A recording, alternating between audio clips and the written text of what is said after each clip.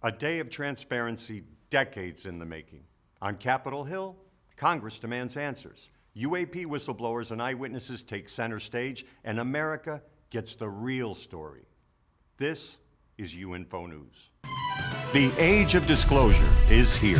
This is UinFO News, keeping you informed. Welcome to UinFO News, your source for all the latest UFO and UAP information. I'm your host, Tony Shara. Thanks for being with us. Let's get started. Wednesday, July 26, 2023, a day of transparency, decades in the making. The Congressional House Subcommittee on National Security, the Border, and Foreign Affairs held their first ever public hearing on unidentified anomalous phenomena, commonly known as UAPs, or UFOs to the rest of us. The Congressional Oversight Committee heard testimony from three credible witnesses: former decorated Navy pilot Ryan Graves, former commanding officer of the U.S. Navy, Black Aces, David Fravor, and former senior military intelligence officer David Grusch. Information he claims was being illegally withheld from Congress and the American people. Well, that information is being withheld no longer. In a groundbreaking bipartisan hearing aimed at bringing an end to a massive government cover-up and perhaps finally proving we're not alone, the whistleblowers took center stage. And Congressman Jared Moskowitz of Florida set the tone. For decades, many Americans have been fascinated by objects mysterious and unexplained, and it's long past time that they got some answers. The American public has a right to learn about technologies of unknown origins, non-human intelligence, and unexplainable phenomena. Here's an exclusive UinFO News look at pivotal moments from a monumental day on Capitol Hill. And it starts with whistleblower David Grusch, who explained exactly why he was there. The U.S. government is operating with secrecy above congressional oversight with regards to UAPs.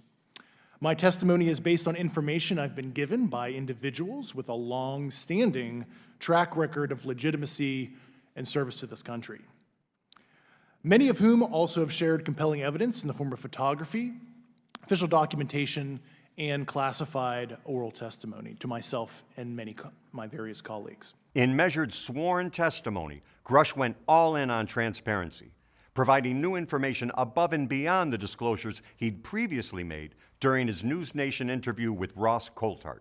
I was cleared to literally all relevant compartments and in a position of extreme trust, both in my military and civilian capacities.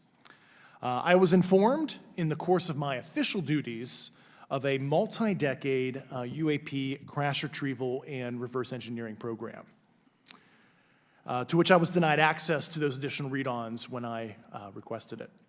I will give you generalities. I can get very specific in a closed session, but misappropriation of funds and self-fund. Does that mean that there is money in the budget that is said to go to a program, but it doesn't, and it goes to something else? Yes, I have specific knowledge of that. Yep. Do you believe our government has made contact with intelligent extraterrestrials?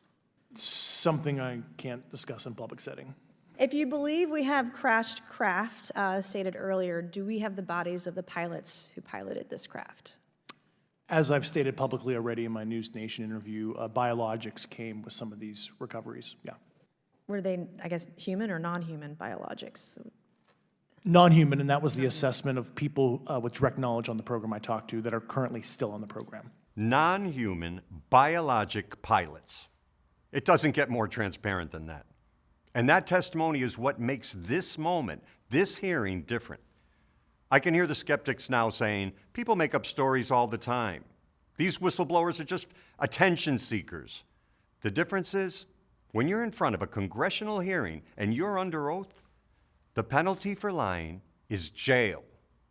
And yet, none of these whistleblowers seem deterred. And David Grusch wasn't the only one revealing previously unheard details.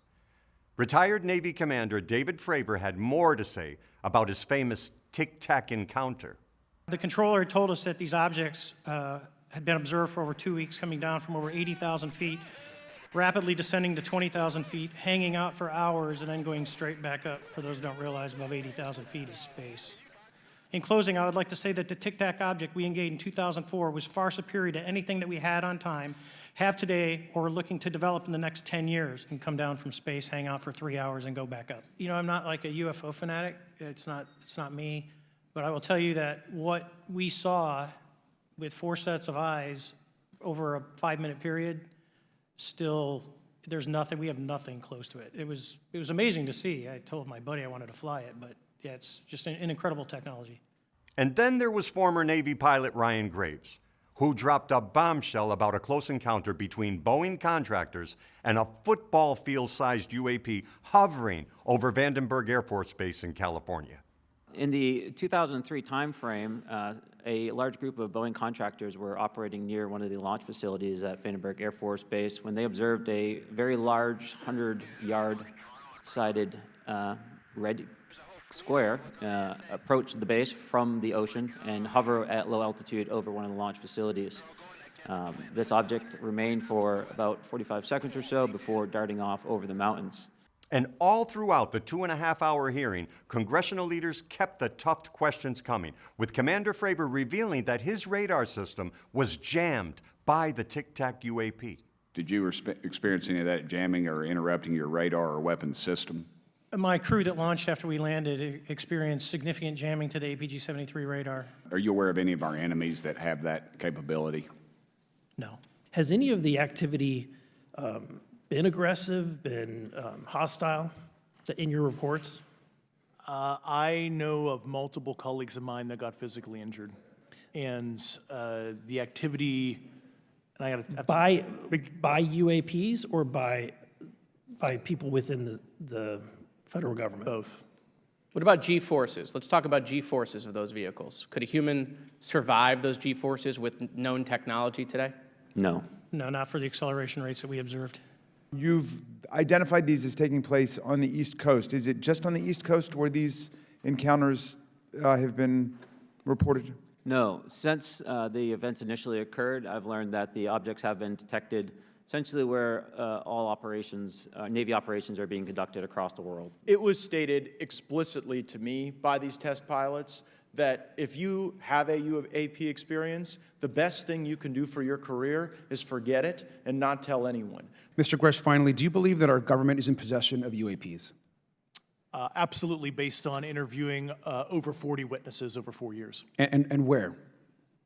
I know the exact locations, and those locations were provided to the Inspector General and some of which to the intelligence committees. I actually had the people with the firsthand knowledge provide a protected disclosure to the Inspector General.